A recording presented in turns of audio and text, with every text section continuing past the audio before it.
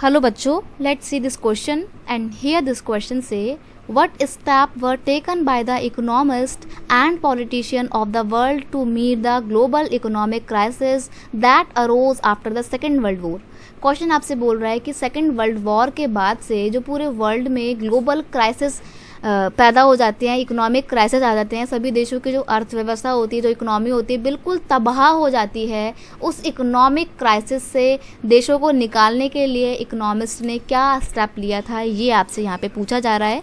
तो आंसर है steps taken by the economist and politician to world to meet the global economic crisis that arose after the Second World War were number 1 in 1944 Bretton Woods conference was called and in this conference International Monetary Fund यानी कि IMF and the World Bank were setup.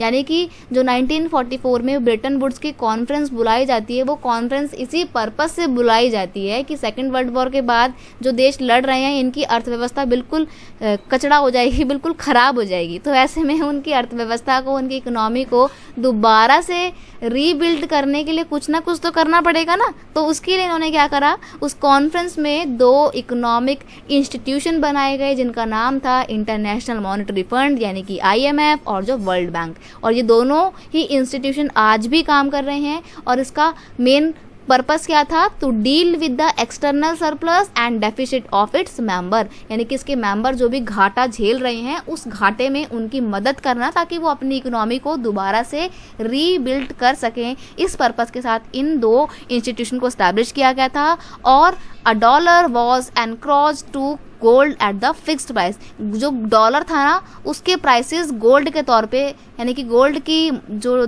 Matter होती है उसके base पे fix कर दिए गए थे ताकि जो भी लेन देन हो वो ऐसे हो जाए आराम से और किसी तरीके का कोई भी बैरियर ना हो। क्योंकि अगर बैरियर होगा तो ट्रेड एक्टिविटी नहीं हो पाएंगे और जब तक ट्रेड नहीं होगा एक देश का विकास नहीं होगा। तो कंट्रीज़ के डेवलपमेंट के लिए और उनको ग्लोबलाइजेशन का पार्ट बनाने के लिए ये काम किया गया था। और इस तरीके से जो है ये कुछ स्टेप लिए गए थे ताकि कंट्री के ना सिर्फ एक कंट्री को बल्कि पूरी वर्ल्ड की इकोनॉमी को इस क्राइसिस से बाहर लेकर आया जा सके। I hope you understand it well. Best of luck.